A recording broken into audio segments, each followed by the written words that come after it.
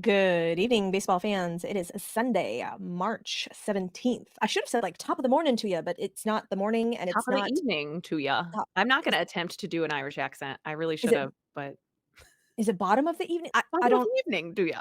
to you. There we go. Okay. Anyways, this is Suzy. That is Kelsey. This is Bourbon and Baseball. We don't have any bourbon, but you know what? We are going to be slightly festive today. If you're on video, you can see Kelsey's green beer. I assume it's green beer. Yes. It is. It is a Okay. green spotted cow from just north of me in Wisconsin, the spotted cow. What does a spotted cow taste like?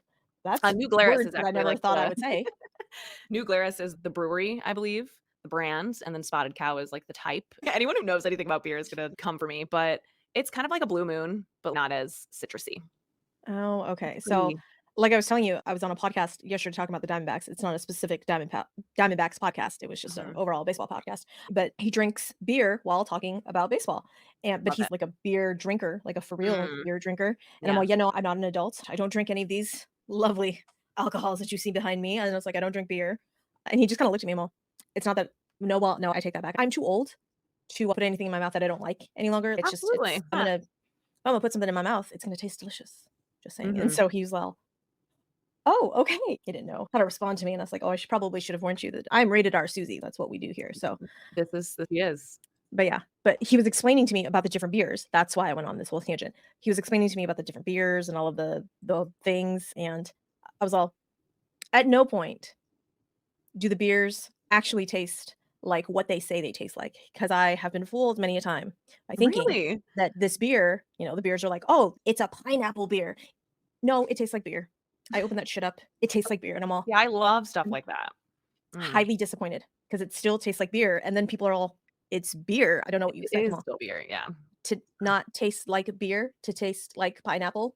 I don't know. I have my bitch beers. I have my Jack Daniel's Southern Peach. Yeah, Southern Peach. It has a green straw, though. If you're on video, you can see the green straw. So I'm festive you can for stay. St. Yes, Patrick's Day. you Okay. pass.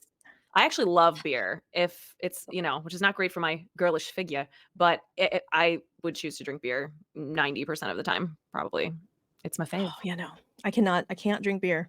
I cannot do I'm it. not like a Miller Lite Budweiser fan. I will only drink it if someone buys it for me at a baseball game, but I don't need, like, fancy schmancy beer. Like, I like Blue Moon, stuff like that, but I love stouts, and I really like anything except for IPAs. I'm not an IPA girl, but Sure. beer Okay. all the way, I and don't green beer tastes even better. I don't know the difference between an IPA or a stout, so at some point in time, maybe we'll go over that, but that's not We'll get that deep is in the not weeds here, that's not knowledge that my brain possesses. So anyhow, but not I'm today. glad We that have a lot of other stuff to get to today. we do. We have a lot of stuff to get to today, so we're gonna just kinda get right into it, but first, let me give you the warning. I It's pointless at this point because I've already cussed, but whatever. This is a rated R podcast, not for the nudity or anything like that, because there is none of that. There is just all of the four-letter words and the inappropriate adult humor because that's just who I am as a person. So if that is not your jam, totally okay. But you should probably turn off this podcast now. Go about your business. Yeah. It's not a Probably won't enjoy the rest of the content. You may enjoy the baseball content and just kind of shake your head at the way that it is presented at some point in time. And that's That's okay. fine. Yeah, that's fine. So, but yeah, so just know if there are tiny children in the room and or that is not your jam, I'm sorry. Here's the warning. I apologize. There it is. A while back, when we started on this journey in the off season, we started the 40-man find. And Kelsey, I cannot believe that we are on the last team I of know, our you 40-man think find. a while ago, I guess it would have been 14 weeks ago, right? Yeah. That is a long time. So I Oh, didn't think that we were going to get here, but we're here like we are. serious adults. Yeah. I've redefined my definition of an adult because at no point in time should anyone look at me and be like, "That is an adult." No, I routinely look around for more adulty adults in my life, and I'm all, I don't where so I've decided that the definition of adult, they need to know and have an annuity, and they must possess a Roth IRA. Possess both if you possess both of those things, and you know what an annuity is, you are an adulty adult, and I'm putting you on the list of people to call when I need an adulty adult in my life. So just Yeah, no, don't call me. I don't know. see? Yeah, and everyone was like, "Suzy, why don't you have a Roth IRA?" "Because I'm not a real adult." Did we not go over this, people? Okay, let's I come on. like that. Yeah. I get where you're going with it, and I mean, I agree with you. Yeah, I would have to say, I don't you're not gonna be able to ask me about that. We need to find a real adult, an Mhm. adult. Yeah, so if you possess both of those things, If you know what an annuity is and you possess a Roth IRA, holla at your What girl isn't because like what is an d- annuity? exactly. Someone knows. One of our listeners can tell us. It's one of those things that real adults have. Well, Yeah, it's one of those things that like now I'm worried I that need it, people but that have like their money people. mm. The money people know what an annuity is, and apparently I can't say it either. So So it's even though I feel like I have my shit together, this adult would be like, "Oh, that's yeah, cute that you thought you had your shit together." nope, nope, absolutely not. I very much believe there are those people out there that are much more adult than me. Yeah, those were the days. That's neither here nor there. The people didn't come here to talk about that. They came here to talk about our 40 man find and the baseballs, all of the balls, because that's what this is, all the balls edition. So, Kels, why don't you tell us what the 40 man Yes. find is and who we are covering this week? I cannot believe that this is our last 40-man find because, yeah, we have for the last 14 weeks. This is our 15th week because each week we've each covered one team. And this will be the 29th and the 30th team that we have covered where we find one man off of the 40 man from the featured team. And we went in order from teams with the worst records in 2023 to the best records in 2023. So today, Suzy is going to tell you about someone from the Atlanta Braves who had the best record in the National League. And I will be telling you about someone from the Baltimore Orioles who had the best record in the National League. And this is a guy that, for whatever reason, we want to tell you a little bit more about. It might be because his stats are really sexy. It might be because we just want to have a green beer with him, Mhm. But there is some reason of why we have decided to draw your attention to this specific person. And both of these teams are loaded with not only Absolutely. superstars and guys that you definitely have heard of, but a lot of guys who maybe aren't on your radar, but definitely should be. So I'm excited to hear who you picked. And then I'll tell you about my Orioles pick. Who are you going to tell us about from the Atlanta Braves?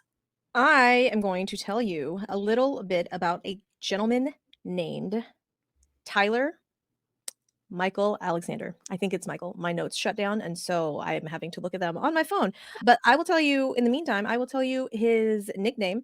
And this is really kind of why I picked him because hi, like, have you met me? His nickname is Nutsack because of Oh, course yes. it is. Okay, I know. Yes, I know who you're talking about. Oh, I love Yes. him. I love him already. Yep. So I am kidding. His middle name is Alexander. So this gentleman is Tyler Alexander Matzek, and his nickname is Nutsack.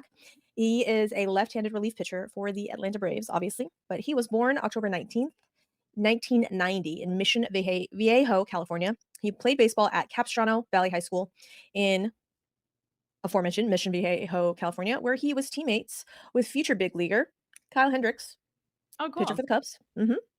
In high school, he struck out 102 in 86 and two-thirds innings pitched with Whoa. a sub 1 ERA his senior year, a .97 ERA Damn. his senior year, leading his team to the California Interscholastic Federation. I really feel like I should bust out into a Beastie Boys song right now, but I won't. I will refrain from that. You're welcome, everybody. California Interscholastic Federation Championship and earning the CIF Orange County Player of the Year. In 2009, he was the 11th overall draft pick and agreed to a $3.9 million signing bonus with the Colorado Rockies. Mm. So he was a bonus baby, but he did not pitch professionally in 2009. In prior to 2010 season, he was ranked by Baseball America as the 23rd best prospect in baseball. Wow. That's quite high Yeah. back in the thousands, in the early 2000s. Playing for the Single A Asheville Tourists, he compiled a win-loss record of 5-1 with a 2.92 ERA, with 88 strikeouts in 89 and a third innings of work over 18 starts. However, he did struggle with command, and he walked 62, and he hit 4. Mm.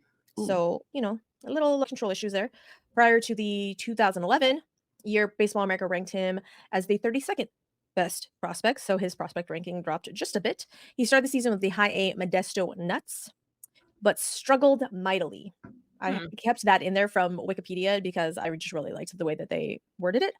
He went 0-3 with a 9.82 ERA with 46 walks in 33 innings. Oh, I would yikes. say that would be struggling mightily. Wow, That's there's no that's better what way to yeah. say it. Wow. Yeah. He was demoted back to Asheville where he made 3 unsuccessful starts before going on a quote unquote little mental break. Apparently these days the kids call it a mentee B. I No. I was not aware that's No. what they called it, but if you were an old person like me and you hear the kids talking about a mentee B, that's a mental break. Now you know. You're welcome. And after a start on June 17th, that's when he took that. He returned to Asheville about a month later to finish the season, and he went 5-4 with a 4.36 ERA Okay. with the Tourists in 2011. So got that number back down, that ERA back down. He struck out 74 and walked 50 in 64 innings. So returned to be a little bit more successful. In 2012, he started with the Modesto Nuts again, and his win-loss record was 4-3 with a 3.24 ERA before the break, and he struck out 83 and he walked 52 in 75 innings. He finished that season with a 6-8 record with a 4.62 ERA, striking out a league leading 153 and walking a league leading 95.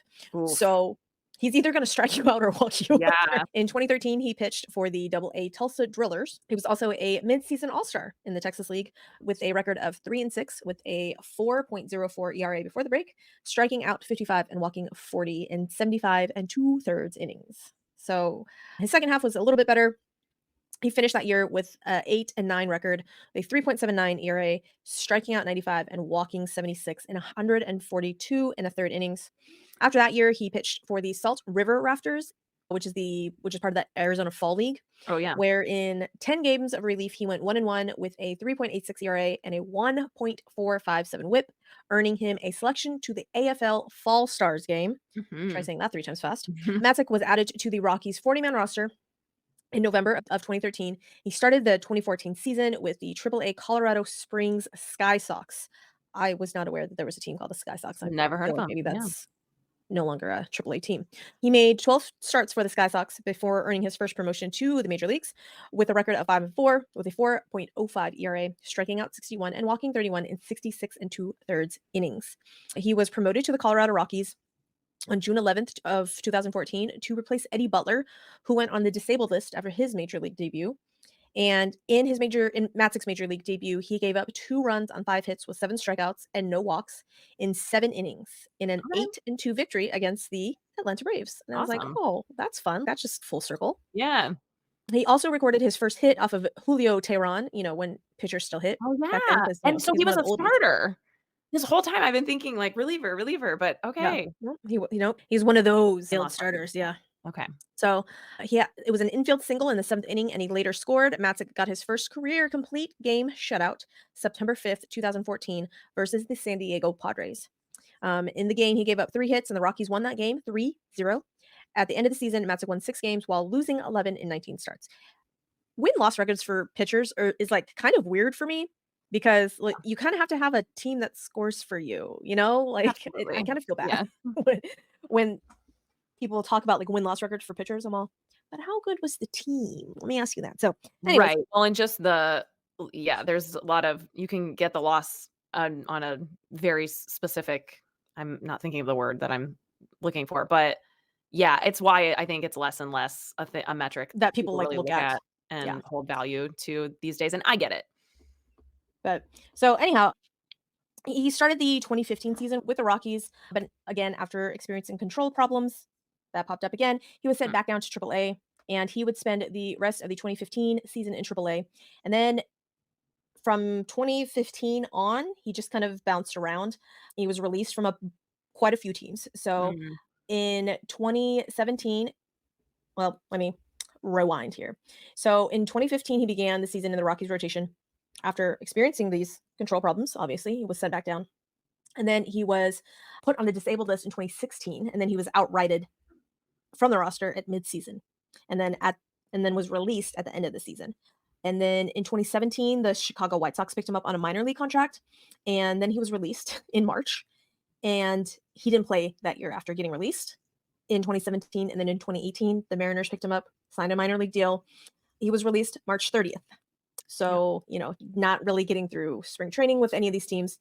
In April April 12th of 2018, he signed with the Texas Air Hogs, which is an independent American association team. I Okay. don't know what that is either, and I was gonna go down a rabbit hole, but then ran out of time, so you guys don't get to know that. But if for some reason you know this information, anybody, put it in the comments. Let me know. I would like to learn. So in that league, he pitched 88 and 2/3 innings, and he struck out 93 batters, but walked 66. That was the Texas Air Hogs. In 2019, January of 2019, the Diamondbacks came calling, and Matzek signed a minor league contract with them, but then he was released in May.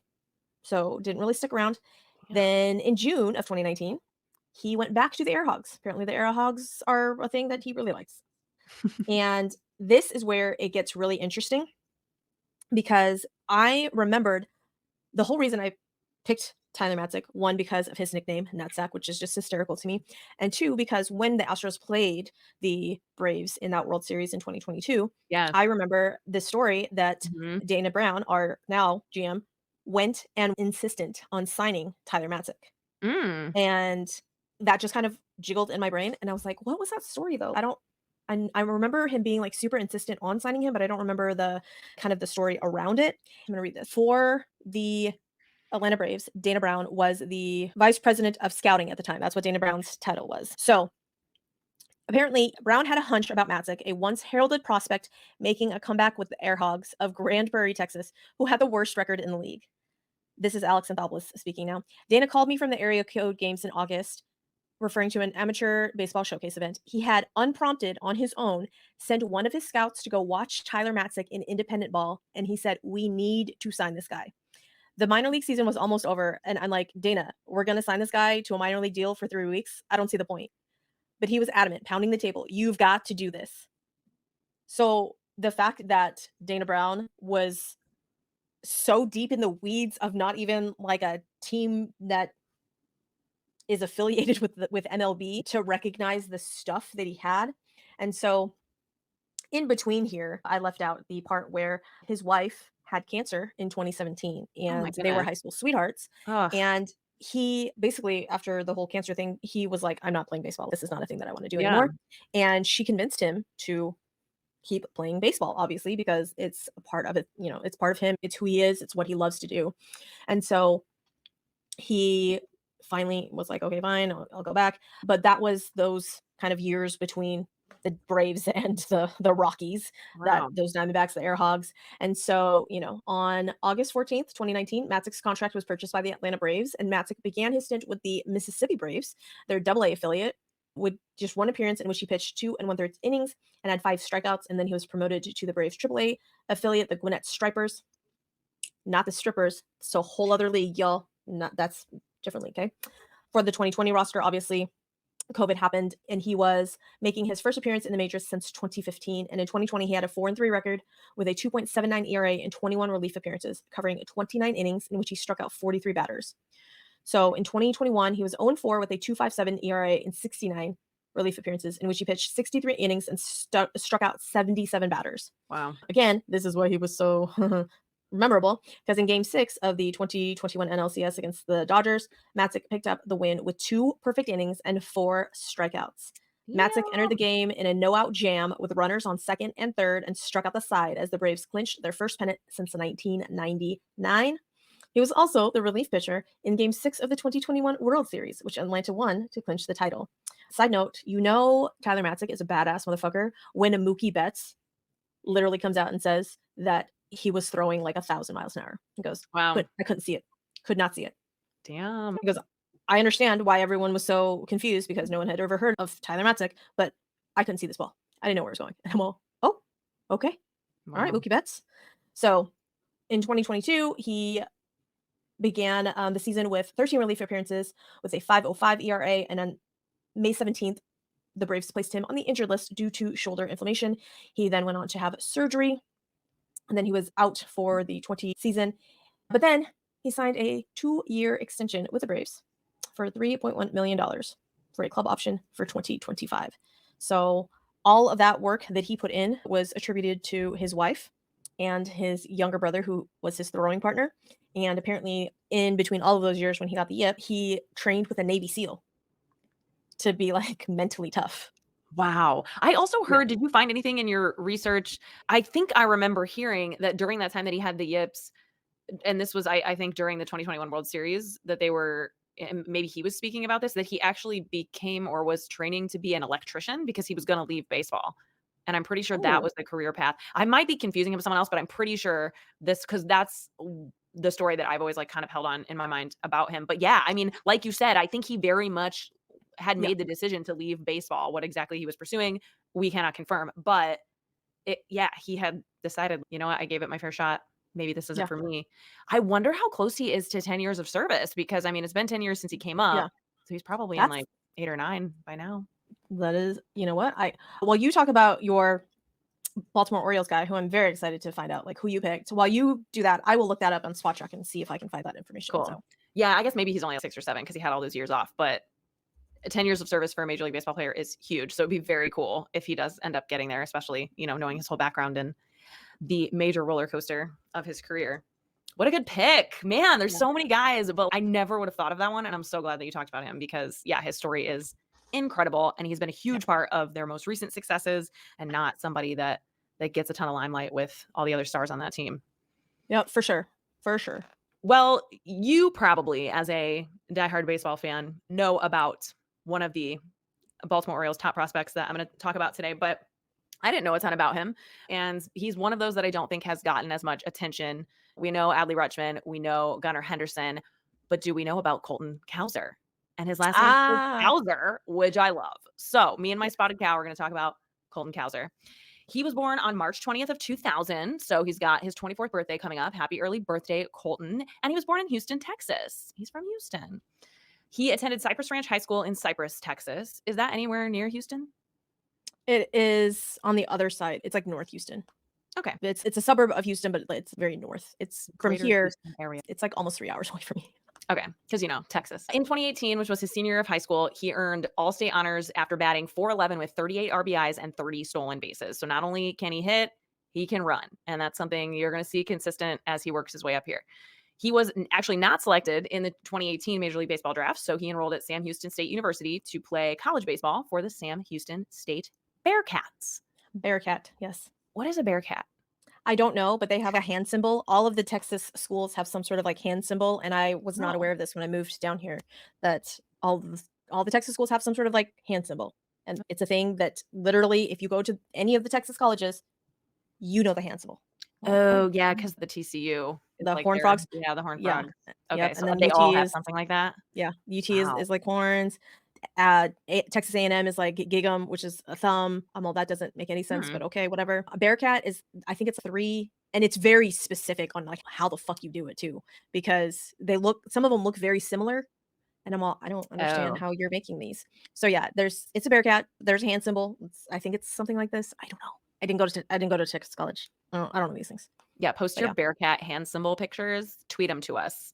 That's yes, what's please fun and thank about you. this too. We learn all sorts of things about weird mascots and minor league teams and college teams. So in his freshman season at Sam Houston, he walked on straight into the starting lineup. He was put into the starting lineup right away. He batted .361 with 7 home runs, 54 RBIs, and 9 stolen bases over 56 games. And he won the Southland Conference Hitter of the Year award as a freshman. He was also named a freshman All-American by multiple media outlets, including Baseball America, Collegiate Baseball Newspaper, Perfect Game, and D1Baseball.com. Following the season, he earned a spot on Team USA, the collegiate national team, and he was named the MVP of the 2019 USA vs. Cuba Friendship Series after batting .438 with 6 runs. Prior to the 2020 season, Cowser was named to the Golden Spikes Award list. And over 14 games for the 2020 season, the remainder of the season was canceled, but he did hit .255 with 1 home run. So he got off to a good start. Didn't get to play the rest of the season, but as a junior in 2021, he slashed .374, .490, .680 with 16 home runs and 52 RBIs over 55 games. He was named the Southland Conference Player of the Year once again, as well as being named to the All-Defensive team as an outfielder.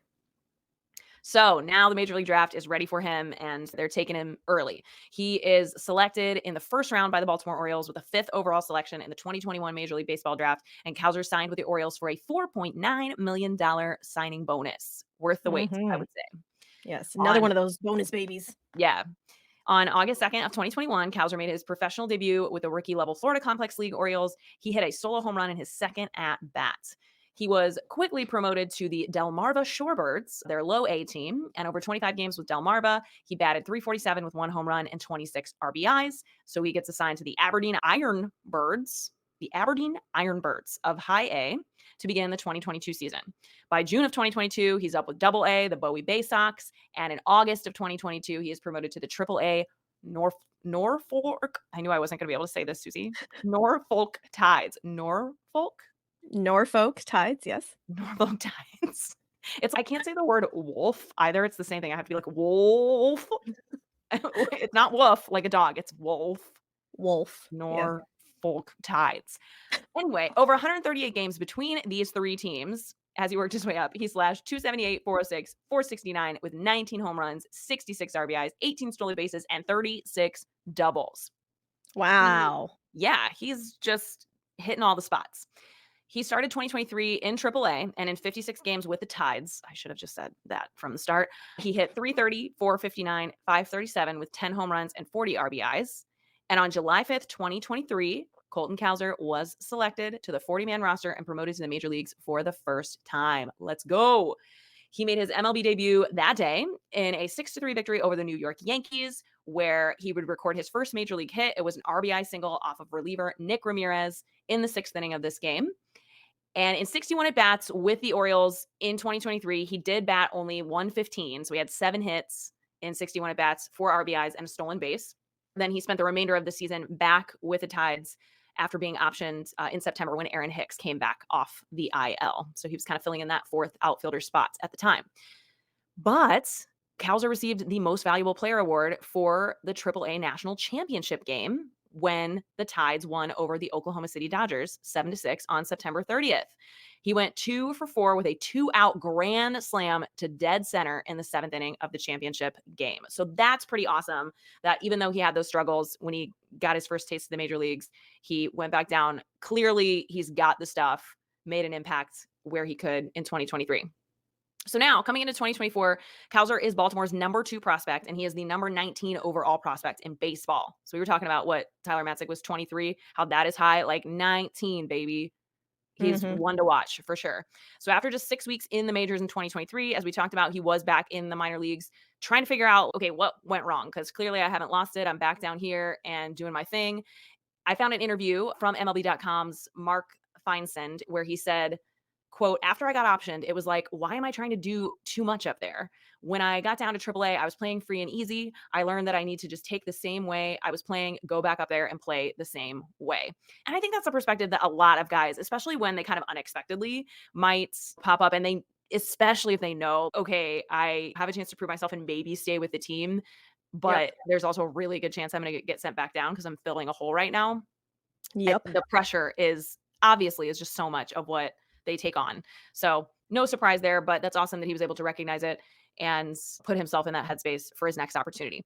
He's also quoted saying, being on a team that's competing for the pennant, if you go 0 for 4 one day, you're probably not going to play the next day. If you're in the minors and you go 0 for 4, you're going to play the next day. Adjusting to things like that is something I definitely learned and experienced last year that I'm looking forward to building on. So this season for the Orioles, we know that Cedric Mullins, Anthony Sadtander, and Austin Hayes are like locked in as their starting outfield, but ColtonCowser is definitely competing for that 4th outfielder role and could often be used pretty regularly to alternate those outfielders to get a DH day or just get them off their feet. Here's the fun stuff about ColtonCowser because it's definitely out there and that's what we all love about following the Orioles right now, right? Is this content. So according to birdswatcher.com, which is a fan-sided Orioles site and an article written by Eric Cole, who contributes to that site, before the 2022 spring training, ColtonCowser and Gunnar Henderson decided that they were going to start a challenge where they would build identical huge Lego kits. So the first to complete the Lego build would win bragging rights. The score after the 2022 season and the 2023 spring training or the season is tied at 2 apiece. So this year, the Orioles Lego build has the highest stakes yet. The inaugural competition in 2022 was won by ColtonCowser when he completed the 7,541-piece Millennium Falcon Lego set. Oh my god! Are you into Legos at all? Have you ever done anything like this? I have not. No, No, me neither. No, Our girl Emily Lyman of the Breaking Balls podcast, she's a Lego babe, and I feel like she probably knows this, but if she doesn't, she would really appreciate it. But it's so wholesome and nerdy. I absolutely love it. So last year, Gunnar Henderson emerged victorious when he built a Star Wars ship model. And both competitions had the same controversy as Henderson was promoted to the big leagues during the 2022 competition, and Cowser was forced to move his model multiple times last year as he was, going up and down as well. So they both had those same challenges, which kind of evened it out and is good to know. So this year, fans are kind of speculating what are they going to build, and it sounds like they think it's going to either be a Star Destroyer kit or the Death Star. So Oh wait to my see. gosh. Keep an eye out for what Lego set ColtonCowser and Gunnar Henderson are working on. The content that you shared with me a few weeks back was from the Baltimore Banner Sports of Paul Mancano of the Baltimore Banner Sports, who is talking about how Colton is living alongside Adley Rutschman, Gunnar Henderson, Ryan Mountcastle, and Kyle Stowers during spring training this year. And there's some really fun coverage there where he talks about how they like spending time together fishing and specifically playing Settlers of Catan. I don't know. I've heard of the game. I've heard people talk about it, but I don't know about it. Do you know about it? I mean, it's essentially a game where I guess you're trying to take over the world. Oh, yeah. Essentially, you start off someplace and then you try and take over each country. I think if I have I my think board it's like a games long correct, game though, right? it Like you is. might It play and is. then come back. Okay, that's what I have Yes. gotten from my friends who have told me about playing it. And again, it totally reads the same guys who would build Lego kits would play Settlers of Catan. But multiple Yeah. guys in this coverage from Baltimore Banner Sports actually said that Colton is the best at Settlers of Catan in the group. So not only That do you want to keep your eye on him coming up for the Orioles this season, but watch out for him if you sit down for a game of Settlers of Catan. that is hysterical. And well, and the fact that legitimately everyone in that lineup besides like Anthony Santander and like Cedric Mullins looks exactly the same. It's just like white guys Yeah. with Mullins. Like Yeah, young white well, guys too. Colton is a little like, he has a really solid beard, especially He has for, a beard. a Yep. 24-year-old guy. So he does yeah, when I was watching the video that you sent me about them, he's the one where I'm okay, you can tell which one he is because he has the darker hair and Yeah. a beard. But yeah, they do all look super similar. So when the Orioles played the Astros last season, I was at that game and we were sitting next to the family section, and there was a huge Grayson Rodriguez and ColtonCowser contingent, Cool. and it just cracked me up that it was. I mean, it obviously in a sea of orange, but it was all like ColtonCowser, Grayson Yeah. Rodriguez fans. It was pretty cute. That's So awesome. yeah, but apparently he is tearing the cover off the ball in spring. I want to say his OPS is 1.5, I think, like 1.5, Oh, something hell like yeah. I didn't even he look at that. That's awesome. That's so good to like hear. he is going off. And so it's like essentially he has basically played his way onto opening day Yeah. I lineup. mean, Like that's it's what from, like, interviews and stuff that I was reading with the Orioles coaching staff and front office, they were saying, like, he's gonna be given every opportunity, like, we're ready to make him a part of our opening day roster, so yeah. watch for Yeah. it. So it's gonna be a different looking lineup than last year because so they're gonna have Gunnar Henderson obviously at shortstop again, but at second base it looks like they're probably gonna bring up Jackson Holiday and start his clock. And Does he play so it'll second be or short? He plays short, right? Jackson Holiday. Yeah. I think he came up as a shortstop, but I think they're more They're comfortable having with him at Gunnar second. at short, and so he's gonna be at second, which I'm like, "Cool, you can just be the Padres, you can just have all converted shortstops for all of your positions, that's fine Right. too." And then Jordan Westberg is gonna be at third, and then they're going to probably DH Ryan Mountcastle. Mm. It's just gonna be a very young it's just gonna be a very young lineup, so it'll be interesting to see what happens with all of that and if, they can maintain their run because it's a young, fun team, and I really like the Orioles too. I know, it's really hard not to. Yeah. So, I won't tell anyone. but I appreciate that. Thank you. And side note, when we were talking about TylerMatzek, it says his service time on Spot Track is a little over 5 years. Okay. He's got a little ways to go. I want to say when you hit the 5 year mark though, in the MLB, you get some sort of like pension. It's just not as much as when you hit 10 years, but you do get some sort of guaranteed pension at 5 years if you accrue 5 years of service time. So I would hope not so because sure what that's that a is. feat in itself for sure. Yeah. But I hopefully everyone enjoyed this 40 man find series. I know I did just for the research Yeah, purposes and finding out all of the new information about random players like that I totally. would have never known before. And so, if you guys enjoyed the 40 man find, please drop a comment, let us know. If you Yeah, we enjoyed can do it the again, nuggets of like information, yeah. yeah, we can do it again mid-season, run through. There will surely be new guys to feature, and I agree. I felt like it has me more excited for the season just because there's at least one guy on every single team that I'm rooting for. Yes, for sure. So, but let's talk about maybe some of the guys that you won't see on the opening Ugh, day rosters, it's that time of because year, right? This is a bummer, but yeah, there is a lot of benched and bruised guys that you aren't going to see for a lot of the teams, and so we're gonna run through these kind of rapid fire, but, we'll talk about the ones that are more notable highlights. There we go. And we'll start with I guess, the biggest one that has come out over the last few weeks, and that would be workhorse GerritCole for yeah, the New York Yankees. Yankees And fans if you are losing shambles, it. Are you out shambles, there, Yankees fans? Are you okay? I know you're not.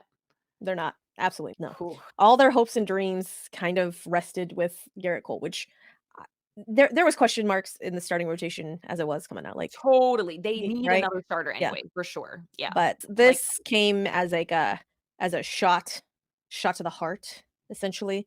I mhm. won't finish the rest of the song. You're welcome again for that, but just know on the inside I was. But apparently his ulnar collateral ligament, his UCL, there appears to be no damage. That's Hopefully. good, That's good. I don't know about but you. I was expecting them with how long they were, like, waiting to make an announcement, and they said he was seeing so many different doctors and getting another opinion and stuff. I was like, "Shit, GerritCole needs Tommy John." Like, I was really just waiting for it, and who knows? By no means is he, like, in the clear, definitely gonna be back in a certain amount of time, but that is very good news. I want to caution all of the Yankee fans. Okay, just I need a word of caution. A statement of caution. Yeah, yeah, I need you to tread lightly on this news. yeah. And if it comes out that Garrett Cole is going to be out this season because he needs Tommy John, I need you to not be surprised. Yeah, Okay? I Like I, I I would need you to I would need you co-sign to that statement. hope hope for the best, but expect the worst Yeah, for sure. kind of Protect thing. yourself. Mhm, mhm. Okay. It's really for your mental health. So you don't need to take a mentee. Okay. Yes. We're here for you, Yankee fans. We are here for you. But just know that it hurt me that when the Astros beat up on the Yankees, like I want it to be because we beat the best Yeah, part of y'all, right? Not because Garrett Cole's hurt. And, right. we're apparently not gonna face Marcus Stroman on opening day, which is Yeah, did you hear about weird. that? I mean, Well, so I get I it. so I heard that he didn't wanna start opening day, and I thought it was just because he was being a jackass, but then I read because it didn't line up with his actual start days, like Right. doing the every 5-day type of thing, which I was Mhm. like, "Oh, okay, that makes more sense." Yeah. But then why wouldn't you start with that as opposed to, like, back into that information? Do you know what I'm saying? Yeah, The I think way by the that time I caught wind of it, that's what I had heard, yeah, that but, like, he the did way that they framed it originally, it was just he he doesn't didn't want wanna to. start 'cause he was Yeah. and I was like, "Oh, Yeah. Jesus." I saw some Yankee fans saying, like, speculating that, "Oh, maybe he just doesn't wanna take it away from, like, other guys who have been there longer," and I was like, "That's not it." I'm sorry, no offense. Not Yeah, saying like, any starter that it's an honor. That's something that you put on your starting pitcher resume sort of a thing, so I still think it's kind of weird. I get yeah, it, and we have talked so much about and I'm a big believer and advocate for the consistency, the rhythm, I think is the word that he used, all of that, but I'm still no, surprised that he wasn't for like, sure, "Hell yeah, for I'll be the sure, Yankees opening day starter." absolutely. So, Especially with the fact that he has made it known over the years before he was on the team that he wasn't a big fan of the team, and when he got signed, it really seemed like he was trying to ingratiate himself with said fans, so I was very surprised. So Nestor Cortez will be the opening day starter, and then we face Clark Schmidt. I don't even know how I was like, "So Rodon is just, like, out? Like, where's Rodon? Where did he go? What oh happened?" gosh, who knows? But yeah, I think that is like Stroman would pitch the 3rd game then in Houston, and he'll end up pitching the Yankees home opener to stay on Okay. Skadge Oh, okay. So, well, then maybe that's it. Maybe he wanted to do opening day in at Yankee Stadium. Yankeeville. Totally. Yankeeville? Yankee Nation? Yankee In what Yankeeville, what is it? Yankee Town? That's not the it. Bronx. The okay, well, but it's like it's Yankee something. What okay, Yankee fans, help me out Yankeeville here. good. I'm obviously flailing about. They So, very much Yankee fans, identify tell with me. being in the Bronx. Yes. That's all I know for sure, but I like Yankeeville. It's cute. Okay. Alright. I don't You think can it's coin Yankeeville, that. but You can trademark it. perfect, perfect. Yankeeville. All the Yankee fans are now throwing things in disgust and punching air. That's fine. That's okay. If they're not already, they're gonna be when we mention Aaron Judge, because if Garrett Cole doesn't get you going as a Yankee fan, what did you hear about Aaron Judge? Because I thought he was like, I'd heard that he was gonna get an MRI, but I heard he was fine. So, apparently the MRI came back clean on his abdomen. So, it's Okay. not his obliques, though. It's another abdomen muscle. He's been working every day in the off season, and so The story that I think I'd heard that he had said was that it was just, like, too much work and, that he's just taking a little break, and I'm all, "Okay, Mhm. alright." But then you couple that with the fact that earlier with the toe injury, his they need to monitor his toe still for pretty much the rest of his career. I'm all, Yeah. Aaron, and you want Aaron Judge to play in center field every day? Like, you want Aaron Judge to be your everyday center fielder? People, come on now. We can't do that. We cannot do that to that man. Like, he Yeah, more than needs anything, we just have to talk about how I get it to some extent, but, like, the shadiness around, like, the lack of clarity with these sorts of things, because before they came out that he was having an MRI, they said he just had 1 at bat in a spring training game, and then they he took him out and someone else came in, and instead, like, all the other big guns and starters, like, had t at least 2, and they were like, "Oh, we just wanted to get" I forget who it was, someone else, "more at bats." And it's, no, clearly something was wrong then. right, right. But so, yeah, you just And can't trust then yeah. anything that you hear. Yeah. Well, and then Boone apparently has said his legit actual quote said, "I'm not gonna predict anymore. I'm not worried about it. We'll see." When asked God about his forbid. timeline for opening day. Whew. That doesn't fill me with confidence. Yeah. I don't know what's happening over there, Yankeeville. In Yankeeville. We're going with it. That's what we're gonna go with in Yankeeville. But does that not strike anybody else as weird? And I say this as an Astros fan, and last year, legitimately, all of our ailments was some sort of discomfort. Okay. So I get it. Like, I understand the Mhm. shadiness. Mhm. And it drove me as a fan crazy. I'm like, bro, can you just come out and say it? Just Yeah. come out and say what the fuck. And now we have our own issues again. So I'm all cool. Love that for us. That's so good. Okay. But Yeah, every team, I mean, every team has their issues, but I can't remember which baseball writer it was. It might have been Ken Rosenthal, but don't quote me on that. Sorry, Ken, if it wasn't you. That the Yankees actually, like, it does it just seem like they've had more injuries, or have they actually had more injuries? Like, they have actually had more injuries than the normal, things that all right. teams deal with. And there's a lot of speculation. Who knows? So many different reasons for that. But I'd say you're in our thoughts, Yankees fans, but I don't really think about you that much, if I'm being honest. No, but, there are a lot of other teams that are banged up too. The Blue Jays and their starting rotation is very much in jeopardy. Kevin Gossman, who is one of the top of the rotation starting pitchers for the Blue Jays, has been sidelined with right shoulder fatigue.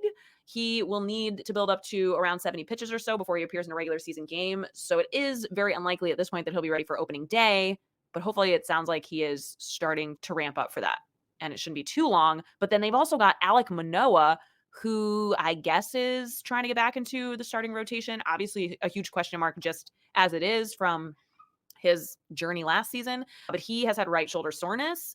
He should be starting to throw again from the mounds any day now, but that means he has not been throwing from the mound. So he's, again, like, definitely not going to be ready for Yeah. opening day Well, at this point. he had one spring training game and he just got lit the fuck up. Like, it was last season all over again. Yeah. And he was a maybe to try and get back into that rotation anyways. Yeah. And so that they signed Yariel Rodriguez essentially to be this like fifth starter. If for some reason Alek Manoah did come back and could perform the way that 2022 Alek Manoah did, then they would just move Throw Yariel it to in. the Yeah. bullpen. And but it's looking like Yariel is probably gonna have to be like stretched out and to kind of be that fifth starter because Mhm. it's not happening. And then Danny Jansen, backup catcher for the Jays, has amazing glasses that he wears, has a fractured form His bone. uniform.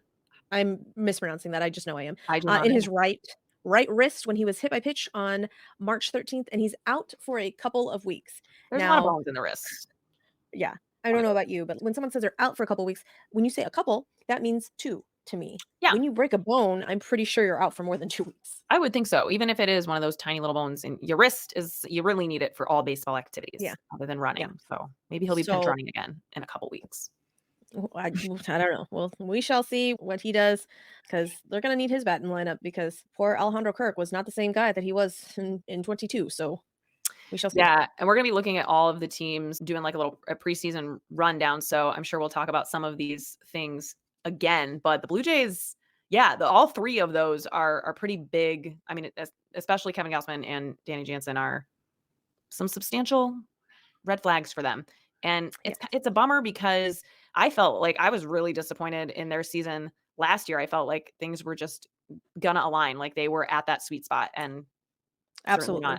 So could it happen again this year? I mean, hopefully these won't be the deciding factors, but they could be heavily contributing factors. Well, So, we've got um Max Scherzer update for the Rangers here. We know that we're not going to see him for a while. He is 13 weeks out from herniated disc surgery, which he had on his back over the offseason, but he has been cleared, friends and fans, to resume baseball activities. And June is the team's goal for Scherzer's return. He, of course, has been quoted saying things like, I don't give myself a date. He's getting back to his medicine ball throws, which I guess is something he's really into. And oh, he's, okay. feeling positive about being able to do stuff like that again. So, yeah, we're going to see some more of Scherzer before he is gone for good is not a very nice way to say it, but, he's getting up there. He I is. would He think is it getting up would there. take him more time to recover from anything at this point, but yeah, it sounds like June is the earliest that we would see him. Yeah. And then, of Well, course, and there are other injuries that we're not necessarily touching on. Corey Seager had surgery on a sports hernia, and Josh Young has like a calf strain, but stuff like that. Again, we'll get deeper into the weeds on when we go team by team a week or so from now, or actually just in a few days. We're getting so close to we're opening so day. It's close. crazy. Yeah. But yeah, these are kind of things that have been like headlines for injuries this week. And Kodai Senga is another one that I think we talked about him like a week or Mhm. so ago when that happened. Starting pitcher for the Mets. He has a shoulder strain. The update there is that he cannot throw until the end of March. And it's just going to be really interesting to see how all this stuff plays out, because if he cannot throw, he literally cannot Right. throw until the end of Right. March. That doesn't mean he's going Then to be you've back. gotta then you've gotta build up your throws and see how you recover from throwing. So Yeah. you gotta wait a couple of days to see if you're sore or if it's the right kind of soreness or if there's something actually wrong. And so it's gonna be a little bit until you see Kodai Senga back in that starting rotation for the Mets. And that was very sad for all of my Met friends as well, because I had high hopes for the Mets that Totally. it was going to And be a for better season for him, them. like for Yes. Senga, he was going to be a really exciting. I mean, he was really fun to watch last year, and you would think, yeah, he could have an even better season this year. But Jeff McNeil, I didn't realize that he was also hurt. I don't know that I've seen a lot of guys out for bicep soreness. You just don't see a lot of superficial muscles on the IL stints, but he should be back this week. So good. Hopefully, Fingers Jeff McNeil's biceps are ready to go. Fingers crossed. Another pitcher for the Brewers, Oh, this is a tough one. DevinWilliams, closer for the Brewers. I don't understand how you have 2 stress fractures in your back and you're going to just miss 3 months. I I don't know, like, man. that's your back. I don't know how you in 3 months, you're good and you can now resume all of the things that you were doing before. I feel like that's not a thing that one can do. It doesn't. Yeah, it doesn't sound particularly promising. 3 months is a really long time, though. Even if he does come back in 3 months, I mean, that's half the season at this point. And that's, yeah, Yeah. I would agree, probably best case scenario. But apparently relief pitchers are like a dime a dozen. That's what I was told on Twitter that, They you know, do have quite the system there, and they've really invested heavily in the technology, in developing their pitchers, their relief pitchers, especially in Milwaukee. So obviously, he's one of the best relief pitchers in baseball yeah. right now. I would say one of the most consistent for sure. So definitely it will hurt, but yeah, I don't think the Brewers fans are as despondent as, Who GerritCole. I think. I can't remember who it was that our, Oh, Twitter Abner troll Uribe. Abner Uribe, thank you. I Yeah. was gonna say Albert Azalai, and I was like, "No, that's on the Cubs." Mhm. That's a whole other very unique name. Abner Uribe, thank you. Apparently, he's ready to step up. I'm not saying that you can replace, obviously, DevinWilliams and the Airbender, but, Yeah. maybe Abner Uribe, it can do other things. I don't know. I don't watch much Brewer stuff, so Well, it's kinda like you said too when you were talking about win-losses for pitchers, like, save opportunities for pitchers are, a little bit more frequent with a team that's going to win a lot, and I'm not counting the Brewers out, believe me, in the Central Division, I'm not counting anybody out at this point, but are they right. gonna be a team that wins the most games? Probably not, especially because they've also got one of their starting pitchers, Wade Miley, who has been working through left shoulder soreness. He reportedly threw for a second time off the mound yesterday on March 16th, and manager Pat Murphy says he is 50-50 for opening day, which I think we all know probably means more like not so much. Right. And that's a weak Brewers starting rotation, especially comparatively from last season. Yeah. Wait, so who would be there opening day guy? Freddie. Well, Freddie Peralta will be Oh, there. Freddie Peralta, right. Yeah. But they have Jacob Junis. Just Freddie I don't Peralta. even know what they have. Freddie Peralta will be pitching all of the games. Yeah, no, you just think about Corbin Burns and Brandon Woodruff Right. and Adrian Woodruff Hauser and and Freddie Peralta, right. like all those guys last season that are gone. It's like, woof. You can Yeah. like Wade Miley, you wouldn't in last season wouldn't have missed him so much, but This season, This he's one of season. their has to go out there every 5th day guys, you would think. But, you know, Yikes. Sonny Gray is 100% that guy for the Cardinals, and we've talked about him the last couple episodes, but it has been confirmed that he will miss opening day, but hopefully not much longer. So I'm working through my emotions with that. As long as I do believe after hearing from him that it probably won't be that much longer from opening day. What I'm really not okay with, Suzy, is that Tommy Edman had right wrist surgery in October. This was supposedly so insignificant that the Cardinals organization did not even think to mention it to the media or the fans. We didn't know about it until a month ago when he shows up at spring training and he's not doing all the things that he would be doing. And of course, they have to answer to that. So, yeah, he's having some lingering issues and inflammation from that procedure. He has been shut down from hitting again. I think this is like the 3rd time he's been trying to work his way back into it, and he can't work through it. He has been confirmed that he's definitely going to start opening day on the injured list and shooting for a mid-April return. I hate that for me and for the Cardinals. Ooh. Yeah, so he was going to be the starting center fielder. He was also, we talked about this when we talked about the Cardinals signing Brandon Crawford. He is also the only other person really on the 40-man currently that he really wants to play shortstop for you other than Mason Wynn, who is their starting shortstop. So that was a big part of the Brandon Crawford signing. But if it wasn't enough that we have one starting outfielder out, we also have Lars Nootbaar on the St. Louis Cardinals, starting left fielder, who has 2 non-displaced rib fractures. Again, kind of the same thing as the fractures in your back thing. That just, I know ribs, not the same thing, but that does not You sound can't. good. How do you splint ribs? That again, how do you fix your back fractures? Right. All you I can feel do is like you would rest. just need to be, like, immobile Sedentary. and Mhm. don't sneeze hard. But, Yeah. you Ow. know, You think would hurt so bad. Oh god.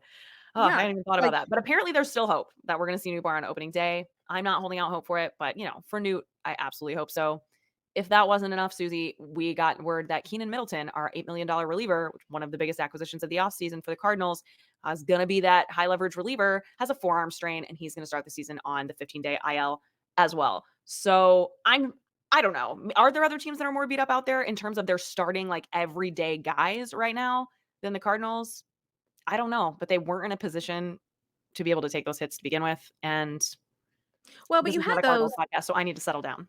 you had the glut of outfielders, right?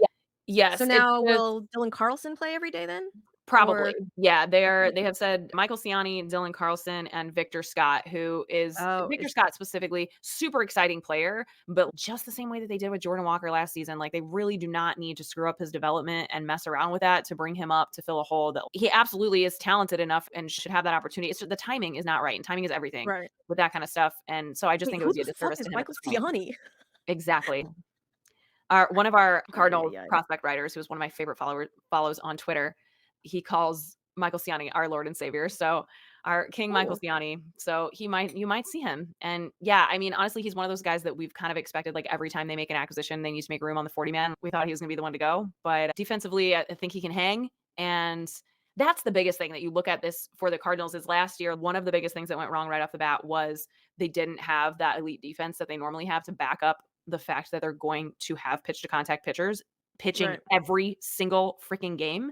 So that's the number one thing that you look at with especially like Tommy Edman in center field. And you're like, man, Lars Nootbaar in any outfield position, like Right. really can't afford that, especially when our only starter who really throws strikes or gets strikeouts is going to also not pitch. But anyway, the Marlins are also despondent over the question marks in their starting rotation. Yuri Perez and Eduardo Cabrera, super exciting young pitchers in the Marlins rotation, are both question Braxton marks Garrett, over. as well. Oh yeah. Oh Mhm. man. Yeah, so it's Get like shame. Jesus Luzardo. You need to bubble wrap that man. I Yeah. say man, I think he's a boy. I think he's, Yes. like, 23. Is he So just yeah, can he legally drink? Not sure. bubble wrap him and just give him all of the good Oho and just Vicks Vapor Rub all of the places because I don't even know who their backups are. And again, this is not a Marlins podcast, and Marlins are one of those teams that I kind of really after the starters, I'm like, who is there? We'll talk about it when we Yeah. record. By Yeah. then I will know. But yeah, that starting rotation that was really good last season that got them to the playoffs Yeah. is not there. You know, Sandy went down very early with TJ, so you knew he Mhm. was out, but you didn't expect Yuri Perez, Eduardo Cabrera, and Braxton Garrett not available to pitch. So it's going to be Jesus Luzardo and a wing and a prayer. But Yeah, we'll see it'll be what's interesting to look further into that. I'm sure we'll have yeah, some updates by next week. for sure. So, and then on the Astros front, Justin Verlander is throwing bullpens, and he will not be ready for opening day. He will start the season on the IL, but not super worrisome because he has been about to face hitters. Like, that's on the horizon. So he's just getting built up. I honestly, like I said before, have felt like the only reason he's going on the IL is so that we can pull up like Ronel Blanco and not have to move anybody off of the 40 man. However, Jose Urquidy are kind of what I consider our fifth starter. I think in some publications, I think they would consider him like our third, fourth starter. Mm, Uh, left a minor league game with elbow tenderness, elbow pain, mm. and then the next day it wasn't better. And so then he hopped on a flight, went back to here in Houston so he could see the Houston doctors. And the official quote unquote diagnosis is forearm stiffness from the Oh, MRI, but we don't know what that means yet. We all know what that means, guys. And that leads us into what was a kind of a big deal, but I wasn't really holding my breath. Apparently, there was a deal with Snell, a short term high AAV thing to bring him to Houston because obviously, with Urquidy going down, we would need, another starter that is not a mid level guy. And that is how you apparently build now, starting rotations, I hear. yeah, and apparently now that's not going to happen. So I'm like, cool, love that. So apparently the San Francisco Giants are close to acquiring him. I don't That's the even know. latest on Snell. I haven't been keeping up with it today, but I probably said this before on this podcast. I had a dream like 2 months ago that Blake Snell signed with the San Francisco Giants, and I was so sure that it happened that all day I thought that it had happened, and it took me until the next night to be like, "Oh, that didn't actually happen. I dreamt that, didn't I?" So if it does happen, I am the You all-knowing are fortune teller of Major League for Baseball. sure. If you could dream up some lotto numbers and just share those with your Yeah, friend, like that would be I'll delightful. let I you would know. appreciate that. Yeah. I'll try to wake up with them. Yeah. But yeah, my theory is that Blake Snell wants to be the prettiest girl in the room. And that's why he didn't want to come to the Astros I like because that theory. instead of saying the prettiest girl in the room, I told my husband that he wanted to be the prettiest cheerleader. Yeah, he And, wants to be the hot cheerleader. yeah. And Mike goes, "You are absolutely ridiculous." And I go, "But you know what I'm talking about, though. Like, Yeah, I know, you I know think what I'm this is talking about." right. Exactly. So everybody knows what I'm talking about. Like, he doesn't want to be like a mid. If everybody's hot, then nobody's hot. Yeah, So he don't want to be that. He wants to be the guy. And he definitely has a better chance of being the guy in San Francisco that is than, true. you know. Well, now my So question for you, is DylanCease the hot cheerleader, or is he, like, the hot cheerleader's best friend on the Padres now? ooh, go off the rails here. But you know how there's like the really hot cheerleader. Then there's the slightly less hot cheerleader that, um, will do things, you know what I'm talking about? Yeah, And mhm. so So in some uh, circles, she might be a little more more popular. popular. Mhm, yeah. So, I am gonna say that Dylan Cease is that cheerleader. Okay. That's Yeah, that's I what I'm think gonna say. I get where you're going with this. So, yeah, we're moving straight into the hot stove headlines. Yeah, Obviously, the time the stove was the most piping hot the past week was the Dylan Cease trade. He is now on the San Diego Padres. He was traded from the White Sox, and the San Diego Padres sent prospects, right-handed pitcher Drew Thorpe, who is their number 5 prospect, right-handed pitcher Haro Iriarte. I'm not sure if I'm saying that right at Iriarte, yeah, all. Oh, cool. Awesome. Number 8 yep, prospect, outfielder Samuel Zavala, who is their number 7 prospect, and right-handed reliever Steven Wilson. That was done, and that was a big blockbuster trade. It was something that we've been talking about, speculating all offseason, and I don't think anyone thought, yeah, Dylan Cease to the Padres. yeah, and so Dylan Cease had to get on a plane by himself, essentially, to go to Korea. Did he He's get to just Korea? Or mhm, yeah, okay, but none of those other guys got to that was it. He was yeah, not going to Korea, but yeah, they had already gone, so he had to yep, hop so on and he join them. flew Wow. he had to fly by I guess by his onesies, I don't know, but obviously got there later than the Padres Mhm. team because they've already played a game there. But yeah, so he's the hot cheerleader, the slightly less hot cheerleader that will do Yeah, things. if you don't know about Dylan Cease, in 2022, he was a super hot anything. He went 14-8 with a 2.20 ERA. He finished 2nd behind Verlander in American League Cy Young voting. He was not as hot in 23. Fell from glory a little bit. He had a 7-9 record with a 4.58 ERA. But there is great speculations. Executives seem to agree around the league that he has that ace potential. And perhaps it was just the vibes, the environment, and just a down season, which could very well be. But it's wow, did the Padres just have all of these resources? I mean, they did just do a trade with the Yankees where they sent one of their big blockbuster players for prospects. So they're kind of locked and loaded there. And then AJ Preller, who is the president of the Padres, has always been looked at and regarded as having a really great eye for talent and stocking that farm system to be able to do stuff like this. So I guess in that sense, I'm not so surprised. So in return, the White Sox get Wilson, who we mentioned, he's 29 years old. He's had a couple seasons in the big leagues so far as a relief pitcher. He has a 3.48 ERA over his first 2 seasons, 106 innings pitched with 110 strikeouts. So he was expected to be one of those leverage relievers for the Padres. And I think we could see him get save opportunities for the White Sox. Yep, for How sure. how excited were you personally, Suzy, to see that basically the Yankees helped the Padres get DylanCease because Drew Thorpe, who is 23, was part of that trade for Juan Soto. So he came over from the Yankees organization. He has been assigned to AAA with the Birmingham Barons for the White Sox, but in 2023, he was the Atlantic League Pitcher of the Year. So just this past season, he split time between high A and double A in the Yankees organization. And in 23 combined starts, he had a 14-2 record, a 2.52 ERA, 182 strikeouts over only 139 and a third innings of work. I think that's good. Is that good? I don't know He ball. Is he that is I gonna feel be like in that the may White be Sox good. starting rotation, right? Like, Yeah. soon. He may be the ace of the rotation. I mean, what is No Michael offense. Fetty gonna do? Okay, sorry, Michael Fetty. I apologize. I mean, but really and truly, what are we doing here?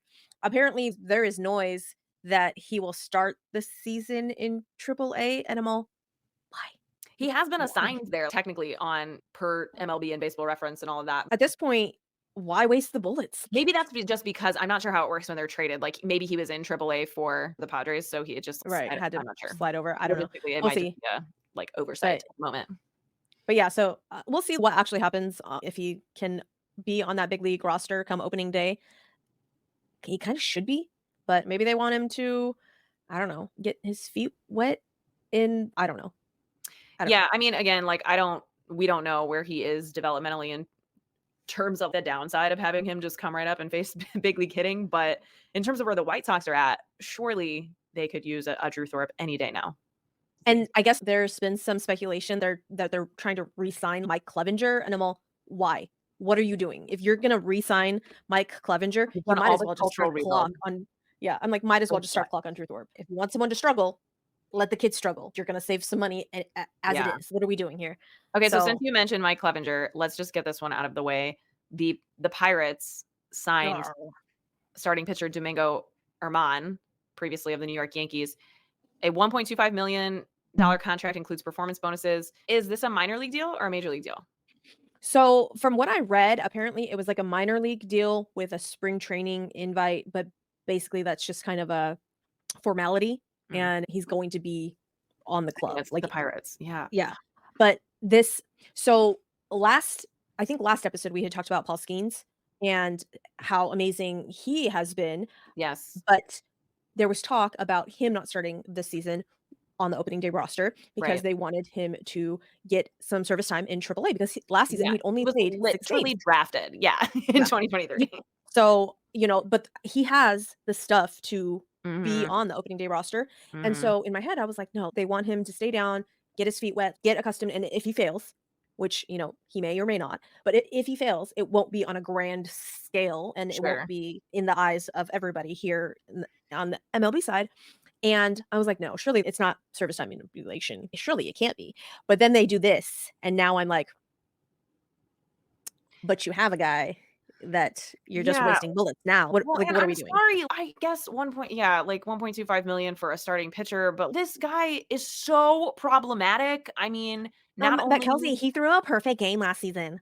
I literally couldn't celebrate that if it was for the Cardinals. Like, I would not. I could not. I don't know. He was released. I don't know what or he was placed on the restricted list. I don't know the technical side of what exactly happened, but he has alcohol abuse issues that go beyond just him being a bad teammate, but has also had domestic violence issues. Just not a dude that should be Yeah. getting the kind of opportunity that is so elite to be playing at the major league level. I mean, I don't need to go Well, off. apparently the Pirates organization, they have met with him, they have met with his wife, and apparently they're in some sort of counseling situation, like almost mandated by the Pirates Yeah, kind of I'm thing. trying to I hate that I don't remember the source for this because it was definitely a viable source that I remember hearing from that, like, at work, like, in the Yankees clubhouse, he was, like, smashing TVs. Like, it's not just that he had, domestic violence charges against him, which again, I think is more than enough to, just say, cool, Yeah. we're going to wipe our hands of you at this point. But no, he was being very problematic and an unsafe individual for his teammates to be around Oh, yeah, no. as well. He Like, his girlfriend at the time, she's now since married him, but his girlfriend at the time had to be rescued from a team activity at CC oh, Sabathia's that's house. right. That's right. She locked herself in a bedroom to get away from him and had to be rescued Yeah. essentially from by one of the Yankees teammates' wives. Yeah. So, it shouldn't be a thing, people, it shouldn't be a thing, okay? No. And, if you wanna come for me for not giving second chances or what the fuck ever, that's Yeah. fine, No, we're but not here to argue about that. But I'm gonna go out on a limb and say, if you have that big of anger issues, you're not gonna work through that in, say, like, a year.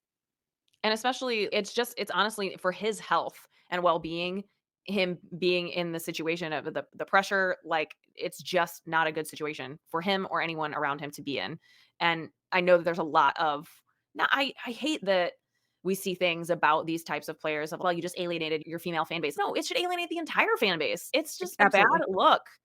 And I know a lot of Pirates fans that are pretty disappointed about it. So, yeah, I'm glad we got that one out of Yeah. the way because there's some I'm other. sad about it because I actually liked the Pirates, Yeah, yeah, I like, I didn't was think that they would be an organization to go and do that, honestly. well, they signed Aroldis Chapman, so I was giving them some side eye as it was, but then they went and did this, and then I was like, "Well, okay, so now it's just full on side eye, and now it's just full on, Yeah, what are you doing, and why are you doing it?" But then again, G1 Bay also had domestic violence issues, and so, I don't know, it just okay. Anyways, so that's that apparently. some other people who aren't rubbing us the wrong way that we're glad to see signings are happening. This is good, right? That these things have been delayed.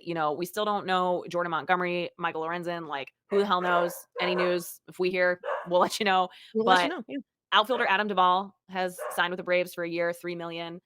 Yeah, what are the Braves' plans for him? So, obviously, last season with the Red Sox before he got hurt, he was tearing the cover off the ball. He was hitting home run after home run, and the Braves acquired Jared Kelenic from the Mariners, obviously in the offseason, and the plan was that Jared Kelenic was going to take over center field. Jared Kelenic, I understand that spring training is spring training, but we're getting kind of close Yeah, to go time, and I feel like your batting average should be at least in the twos by now. yeah, Just he just is saying because struggling. yeah, and, I wanna say his batting average is, like, 158 with a ton of strikeouts, so it's not looked great. So, I wonder if I don't wanna call Adam Duvall a panic sign because by no means is Adam Duvall Yeah, like it's not like a safety like sign. yeah, but Yeah, I really wonder if Jared Kelenic was, like, tearing the cover off the ball, if Adam Duvall would be signed. sure. And so, That I'm makes like, sense. Brave fans, weigh in if you're here. Please tell me in the comments if I'm totally off base or if you have these thoughts or if I'm, again, totally off base. I would love to know. But that was just kind of my, I guess, rationale. I don't really know, but we shall see what happens. This is another interesting storyline that has developed here because JDDavis has signed to play third base for the A's, a 1-year, $2.5 million deal with 100 million in incentives. But the weirdest thing about JDDavis is that he just won his arbitration case with the San Francisco Giants, and then they DFA'd him, and Yeah. now he's on the A's. Yes. So I was not aware that this was a loophole that apparently teams can take advantage of. So I'm gonna just go ahead and read this so that I Yeah. don't mess up information. So in the offseason, JD Davis won his arbitration case against the Giants, and he was supposed to have received $6.9 million in salary this season, which was JD Davis wanted. The Giants wanted to pay him $6.55 million, and Davis was awarded the $6.9 million salary by a three-person panel rather than, the team's $6.55 million. Mhm. Under baseball's collective bargaining agreement, negotiated contracts for arbitration eligible players are guaranteed, while salaries decided by an arbitration panel are not. What? So instead of having to pay him and retain him on the roster, that loophole allows the Giants to release Davis for 30 days of termination pay, which comes to a little over $1.1 million. So instead of getting $6.9 million this season, he gets $1.1 million in termination pay. And now I realize that normal commoner people over here are like, that's still a lot of money. Yes, but when you're expecting almost $7 million Yeah. and you only get like one, you're like, what the fuck? Well, yeah, and he's a That is player who's still in arbitration, so up until this point, I don't know exactly what he's made over the past few years, but he's not made the big money yet is the point. yeah. So, it is a big deal. Damn. Farhan Zaidi said that he essentially just did not fit into the roster anymore after they signed Matt Chapman because Wilmer Flores apparently gives the Giants a quote unquote similar defensive profile and role to what JD might be. And then when they signed Jorge Soler being the full-time DH, Mm, everything the fit was just a little bit too tight. And I was all, you don't think about these things before you do them, but okay. yeah. That I mean, that So, just sucks for him. I mean, he found a but home, that's good, but yeah, he's gonna make half as much money as he thought he was. yeah, I was pretty shocked when I read that. I was all, "Oh, Yeah, I feel like maybe in this next collective bargaining agreement, that will be just sewn right on up." totally. Yeah, there should be maybe some of the specifics surrounding it. Like, I kind of get it, but that percentage seems off of the amount of pay that they are entitled to. Huh. Well, we already talked about the Pirates a little bit, but they also had another signing. They have signed outfielder Michael A. Taylor for a 1-year, $4 million deal. I assume he's gonna be there every day, center fielder? Interesting. I don't know because they have, Jack Swinski up there, they have Ji-won Bae. So, I don't know. We will talk about it when we record Yeah, we'll our see how season preview. that rounds out. And the other big news in contracts and its extensions this week is that the Cardinals have extended manager OliMarmol's contract. It was set to expire at the end of this season, and all the Cardinal fan base, I would say about 90% of the Cardinal fan base has been talking about is how 2 weeks into the season, if they're not winning, he should be fired. But instead, the organization has decided to extend his contract through 2026. Again, this is not a Cardinals podcast, so I won't get too into it here, but and my personal feelings, like, I'm definitely not on the, like, out with my pitchfork. Like, that interview we've talked about that Xavier Scruggs did with OliMarmol a month or so back, I thought was awesome. I thought it was really insightful. And I think that OliMarmol has faced some really specific challenges in the nature of coming in and managing a team at 36 years old that has Right. Yadier Molina on it, that has 40-year-old Yadier Molina on it, and Albert Pujols and Adam Wainwright. And I think the position that he's in coming into the 2024 season is completely different than what he's been asked to do and the dynamic of what he's been asked to manage so far. So I certainly don't by any means, think that this was necessary. I think it's kind of odd, but I do appreciate that they've come out and said, hey, he's not going to be our scapegoat. And we're just making that clear now because we want him to be in the best headspace and the team to have that kind of vote of confidence in him to just get that kind of off the table. And for that reason, I do think one of the big things that could have led the Cardinals astray last season was the lack of clarity and communication in roles and expectations across the board, not just with the players, but with their coaching staff as well. So hopefully that's something that John Mozeliak has heard me talk about and is taking note. And that, my friends, is maybe why OliMarmol got an extension. I realize I just said like that was maybe all my fault. So I guess come for me if you have to. But yeah, weird, unexpected. But I personally am not super angry or any kind of emotional about it. It's okay. He can still be fired at any time. Don't worry.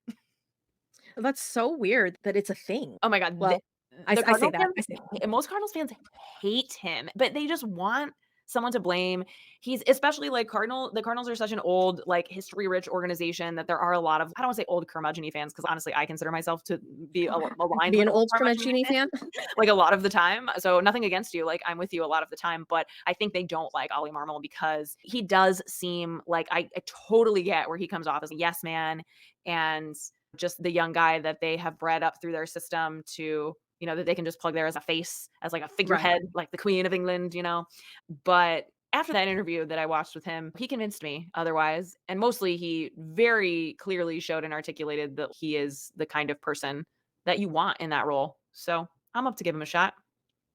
Let's hope that the Cardinal fan base comes around and sees him from your point of view, Kels, I 'cause actually I wanna say this was, like, in the middle of May. I went to a Cubs-Cardinals game at Wrigley Field since I live in Chicago, and middle of May, the Cardinals were playing very poorly at this point in time. They actually had a pretty good series in Chicago and kind of almost like maybe they were gonna turn it around at this point, but up until this point, they had played very poorly. April was, like, one of the worst months in franchise history in a very long time. And I was standing outside at Murphy's, which is a bar that's, like, right across the street from where all the players come out to get on the bus oh, at uh-huh. Wrigley Field, Okay.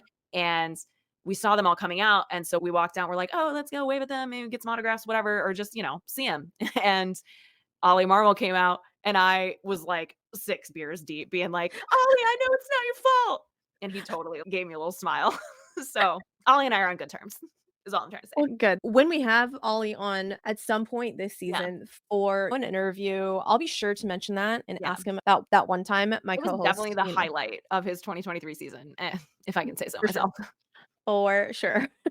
Not saying a I lot, love but I love that so much.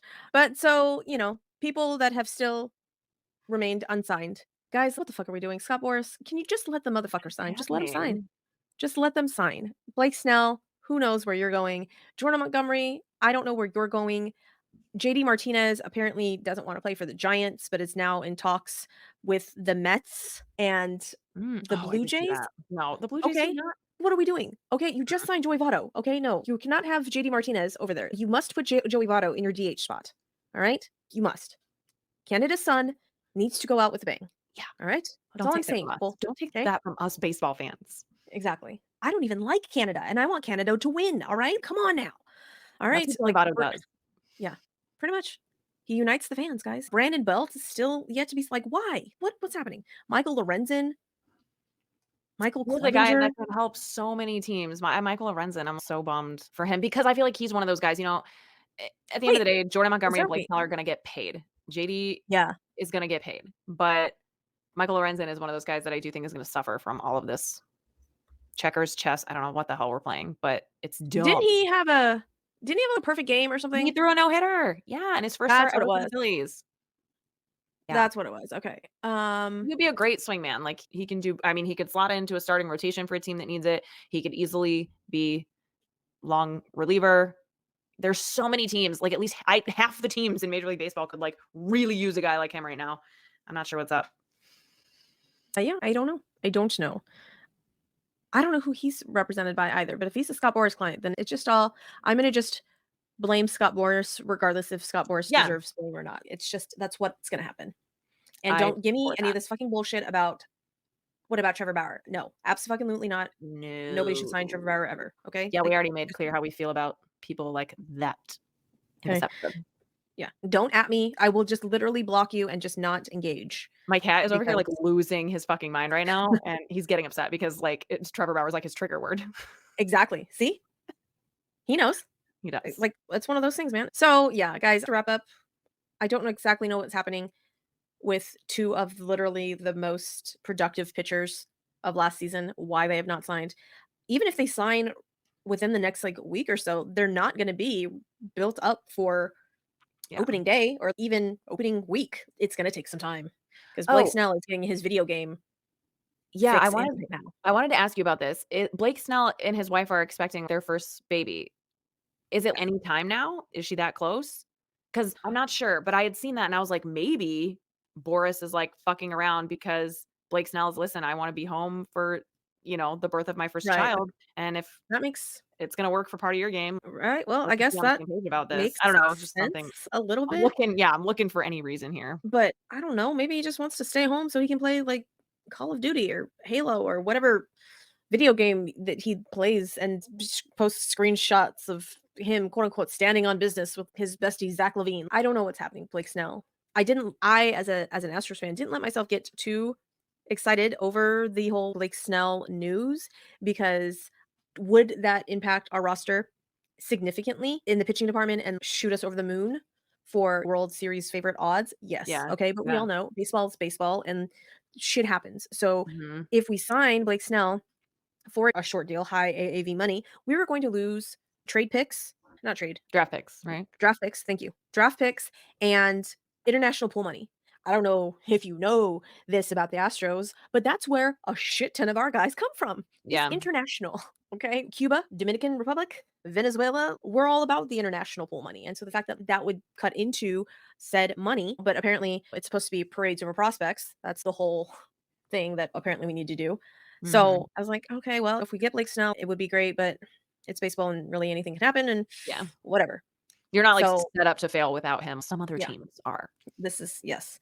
I So, don't think his wife is that close to giving birth under further Instagram okay. inspection, but that was just, like, a random thought that I was like, Yeah. maybe soon. I do know that it has been rumored that he does wanna stay on the West Coast. So maybe that's again another reason why he would maybe prefer to sign with the Giants, then come here. Like, Yeah. not everybody wants to win a World Series. BlakeSnell, like, that's okay. You It's want more true money? though. You wanna stay on the West Coast? Cool. That's fine. That is totally okay. You get to be the prettiest cheerleader in the room, and, you just don't get to win a World Series. That's okay. Some people are just not made to, win World Series. World Series. Anyways, guys, we're gonna wrap this up because we've been chatting for quite some time, but there's just been a lot to chat about. So we're gonna Yeah. wrap it up. Again, we want to thank all of you for rating, reviewing, telling all your friends because apparently Great Britain and Japan and Spain loves us because we keep charting on those charts. I don't know where you've come from. I don't know how you found us, but we love you. Please keep listening to us. Please keep telling all of your friends. Korea, my countrymen, what the fuck? We just fell off. Is it because I don't speak much Korean? I apologize. I will try and learn. Okay, but Korea, where are you? Also, United States people, come on now. We are grinders and we grind for y'all. What's happening? We need to get back on the USA charts. We're We here. need to get Where back are on the you? Korea charts. Exactly. Okay. There's gonna be lots of fun things coming up in the season because the season is so close. So I know. close. I like cannot Very believe excited. it. So Kelsey and I have been chatting about maybe some new segments. So we'll see. We will see how that progresses, and you will be the fine recipient of said Mhm. discussions. So with that, we're gonna wrap it up. But Kels, where can the peoples find you on the interwebs? You can hit me up on the Twitter at KBirdTweets right here on the screen if you're watching on YouTube. Oh, I'm so proud of myself whenever I point the right direction. There you go. And yeah, my link tree is there, and you can find, where to listen to my solo podcast along with all of our bourbon and baseball stuff. If you find me there on the Twitter, check it. Perfect. Again, please, if you find us on YouTube, hit that red subscribe button, tell all of your friends, give us all of the nice ratings and reviews. If you've not given us a 5-star review, like, what are you doing? Come on now. We would appreciate that. Please and thank you. Again, say the nice words, right? Type the nice words. I was going to say, right. Type the nice words. That's probably a better use of that. And then tell all of your friends, hey, have you heard about that podcast called Bourbon and Baseball? It's pretty cool. I'm just saying. I'm not biased or anything. So with that, we're going to say goodnight and I'm going to hit end record and we're going to say, yay, baseball. Happy St. Patrick's Day.